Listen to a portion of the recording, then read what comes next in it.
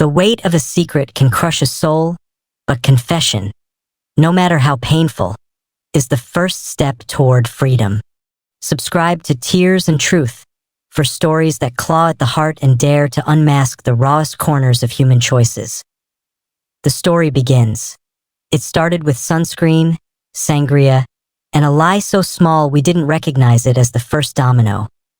The rental villa in Miami smelled like salt water and regret. Not that I noticed at first. Back then, all I could smell was the coconut oil on my skin and the crisp tang of Naomi's laughter as she twirled in her linen sundress, her wedding band glinting under the sun. "This trip is everything," she sighed, flopping onto a lounge chair beside me and Lena, her oldest friends. The three of us had been inseparable since college. Naomi, the golden-hearted optimist, Lena, the sharp-tongued realist, and me, Claire, the quiet one who hid behind camera lenses and half-smiles. The trip had been Naomi's idea. "We're turning 30 this year, ladies. We need one last reckless adventure before we're too old to remember our passwords." She'd planned it all. The pastel pink Airbnb, the sunset yacht rental, the reservations at clubs where the bouncers still carded us. What she hadn't planned was the text that buzzed on her phone halfway through our first round of mojitos. "Ugh, Ethan's panicking about the sprinkler system again," she groaned, holding up her screen. Lena snorted. "Tell Mr. Perfect Lawn to hire a gardener and pour another drink." But I froze. Ethan, her husband, the man whose quiet intensity had unnerved me for years. Not because he was unkind, but because he looked at Naomi like she'd hung the moon, and occasionally glanced at me like he knew I'd stolen stars that night. After Lena passed out on the couch and Naomi retreated to her room to video chat Ethan, I lingered on the balcony, watching the ocean churn. My phone lit up with a notification, a DM from an old flame. I swiped it away, but the loneliness bit deeper. I'd been single for 2 years, nursing a broken engagement, while Naomi's life seemed effortless, perfect. "Can't sleep either?" I jumped. Naomi stood in the doorway, her silk robe slipping off one shoulder. She joined me at the railing, her perfume mixing with the brine. "I miss him," she admitted softly. "Is that pathetic? 3 days apart and I'm—" She trailed off, cheeks flushing. I forced a smile. "It's sweet. You're lucky." She squeezed my hand. "Your person's out there, Claire. I know it." But later, as I scrolled through Instagram, a photo stopped me cold. Ethan, shirtless, fixing a fence in their backyard. His biceps flexed, his jaw shadowed with stubble. The caption read, "Honey-do list while the wife's away." My thumb hovered over the red heart. I closed the app the next morning. Naomi woke us with mimosas and a plan. Sightseeing, then clubbing tonight. But by dusk, rain lashed the windows, canceling the yacht trip. Lena suggested board games. Naomi insisted on daiquiris and truth or dare. The third round, Lena dared me to text the last guy you kissed. My stomach dropped. "Paul." "My ex, no way," I said. Naomi giggled. "Come on, Claire. Live a little." Her phone rang, Ethan again, and she wandered off to answer it. Lena raised a brow. "Chicken." I grabbed my phone. The text was impulsive. "Stupid. Remember that weekend in Vermont?" Paul replied instantly. "You broke my heart, Claire. Don't." I slammed the phone down, humiliation burning my throat. Naomi returned, eyes bright. "Ethan says hi." She paused. "You okay?" "Fine," I lied. But the domino had already fallen. Rain hammered the villa's rooftop like it was trying to erase the night. Lena had tapped out after her 4th daiquiri, slurring something about needing her beauty sleep before stumbling to her room. Naomi, though, was restless. She'd been pacing the kitchen for an hour, phone pressed to her ear, her voice tight. "Ethan, calm down. It's just a storm. The flight's not until Sunday." I pretended to scroll through my camera roll.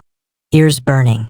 Earlier, I deleted Paul's text thread, but his words still throbbed in my skull.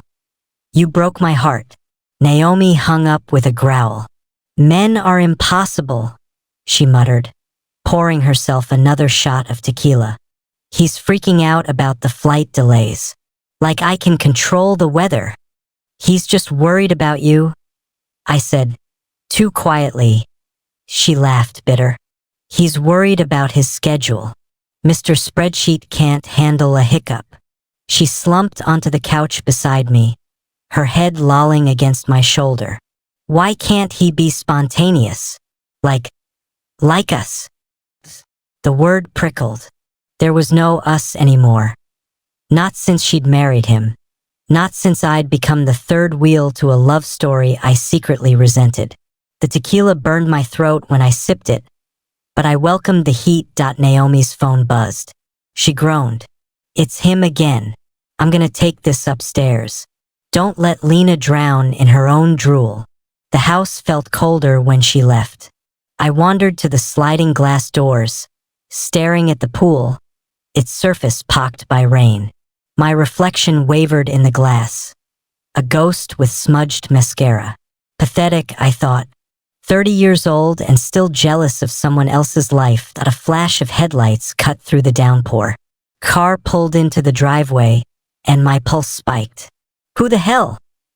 The doorbell rang. Naomi's voice carried down the stairs. Claire, can you get that? It's probably the Uber Eats. But it wasn't. Ethan stood on the porch, drenched, his white shirt clinging to his chest. His eyes locked onto mine, dark and electric. Hey, Claire. What are you? Naomi's flight, he said, stepping inside without invitation. Water pooled at his feet. The airline said all weekend departures are canceled. She's stuck here unless we drive back tonight. He raked a hand through his wet hair. Where is she? Upstairs. My voice cracked.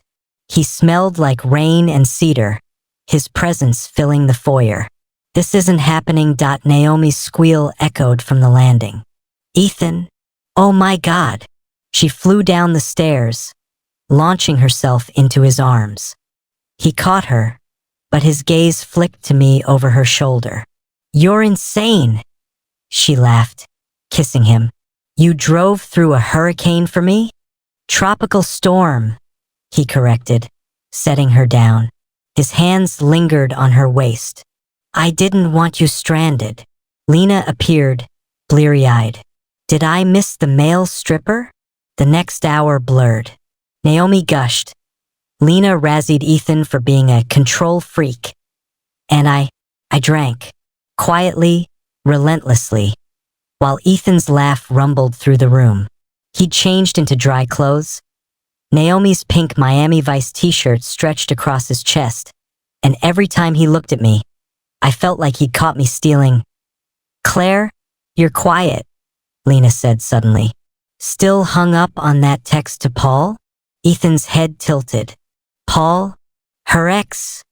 Naomi said, waving a hand. She ghosted him years ago.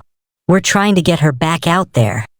Ah, Ethan's voice was low, deliberate.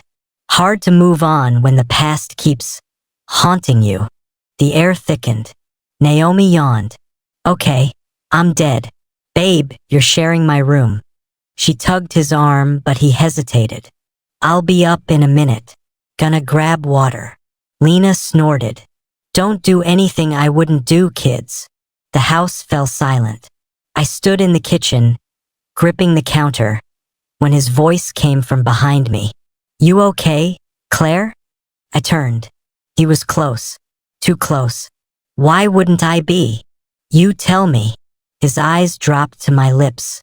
You've been staring at me all night. The accusation hit like a slap. I haven't. Yes, you have. He stepped closer. You've been doing it for years. The fridge hummed. The rain slowed to a whisper. And then his hand was on my waist. His mouth crashing into mine. It wasn't gentle. It wasn't sweet. It was a wildfire, a collapse, a freefall. I kissed him back. God, I kissed him, until the tequila and guilt and loneliness fused into something feral. His fingers tangled in my hair, my back pressed against the fridge, and for one reckless moment, I let myself burn. Then the lights flickered that we broke apart, gasping. His chest heaved. My lips throbbed. Reality flooded in, cold and sickening. "Ethan?" Naomi's voice floated downstairs. "You coming?" He stared at me, his expression unreadable, before walking away. The morning sun felt like an accusation. I woke to the sound of waves and Naomi's laughter drifting through the villa, bright and unburdened.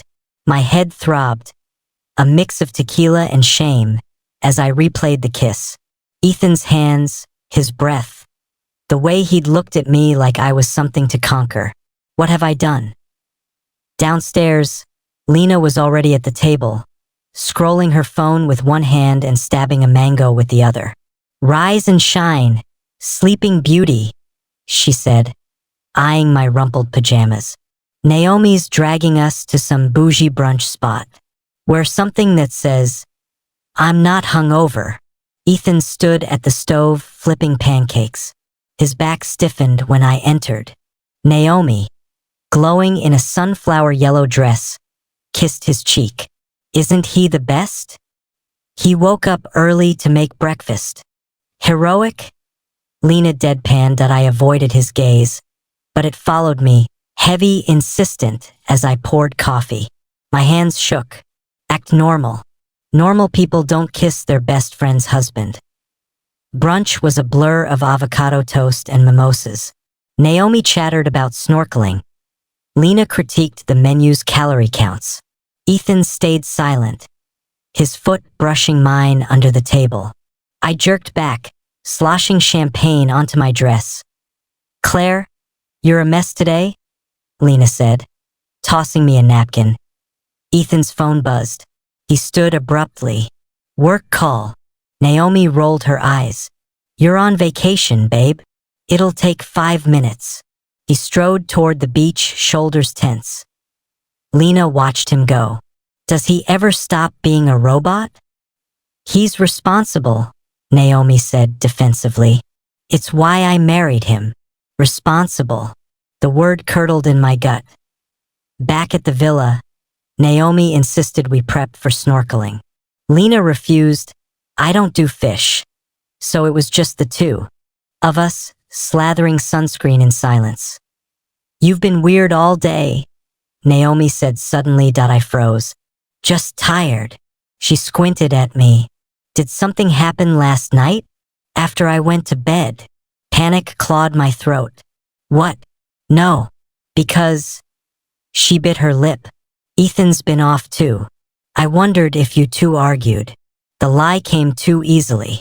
"He just asked about Paul." I snapped at him. "It's fine." Her face softened. "Oh, Claire, he's trying to help. He cares about you." "Cares?" I wanted to scream. The water was crystalline, the reef teeming with neon fish, but all I could think about was Ethan's hands on my waist. When we surfaced, Naomi grinned, oblivious. "Let's do the yacht tonight. The storm's gone. Ethan can finally relax." But Ethan wasn't at the villa. "Grocery run," Lena said, lounging by the pool. "Someone's gotta fuel his protein shakes." I volunteered to shower first. Under the scalding water, I scrubbed until my skin burned, as if I could rinse away the guilt. The bathroom door clicked open. "Claire!" I froze, the shower curtain trembling. "Naomi." But then his voice came again, low and rough. "We need to talk." "Ethan, get out."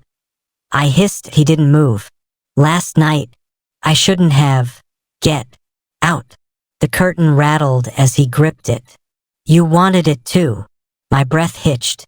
"You're married to my best friend. And you've been watching me for years." His voice dropped. "Don't act like this isn't what you wanted." The door creaked. "Claire? You okay in there?" "Lena?" Ethan vanished. Dinner was a minefield. Ethan drank bourbon neat.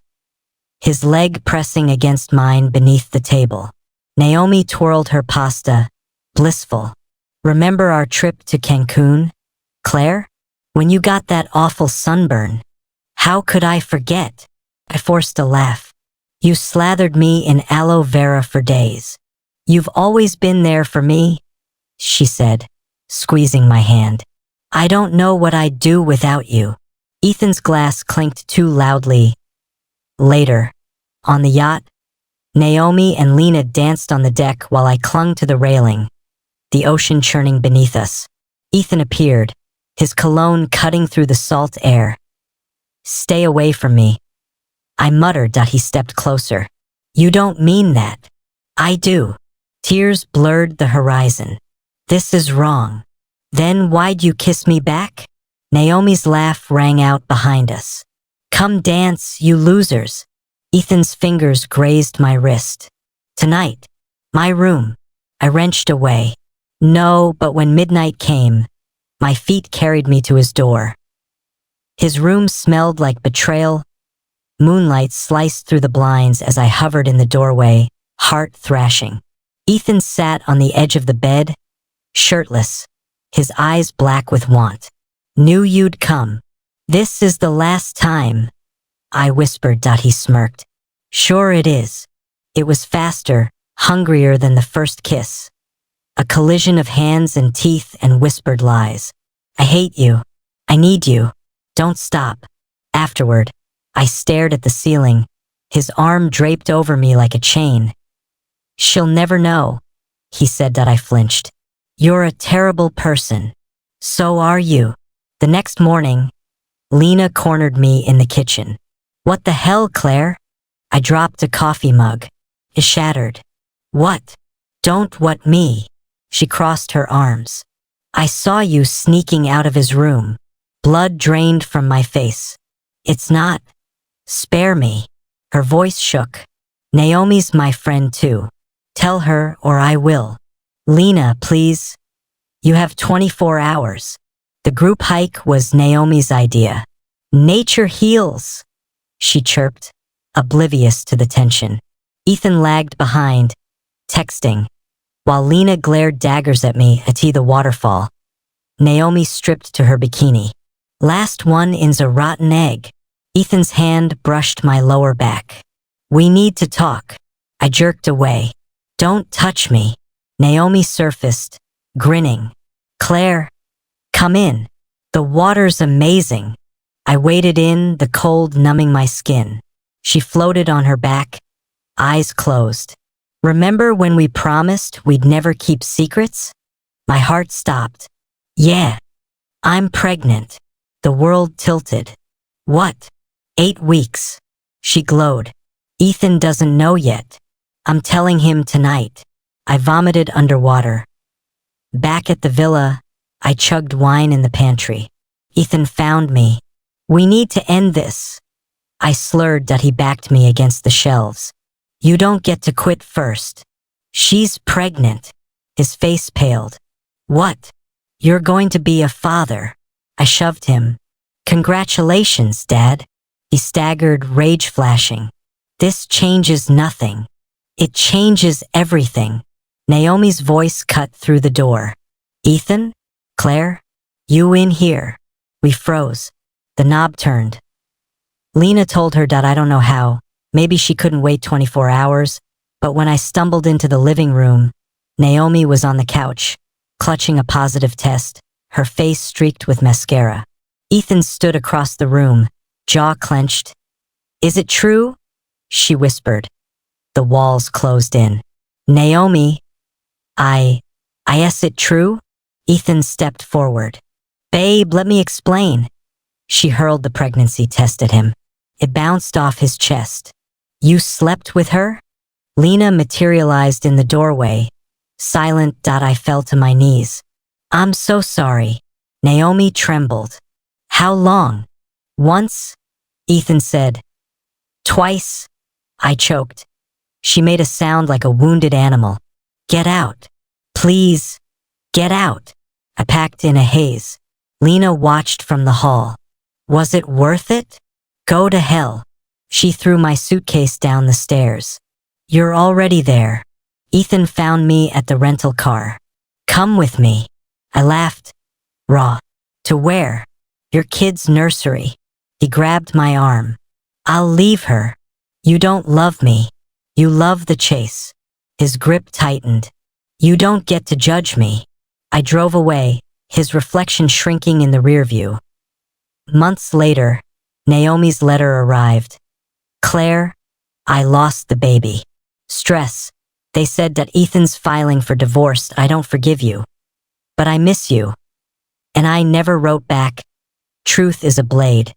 It cuts, but without it, wounds never heal.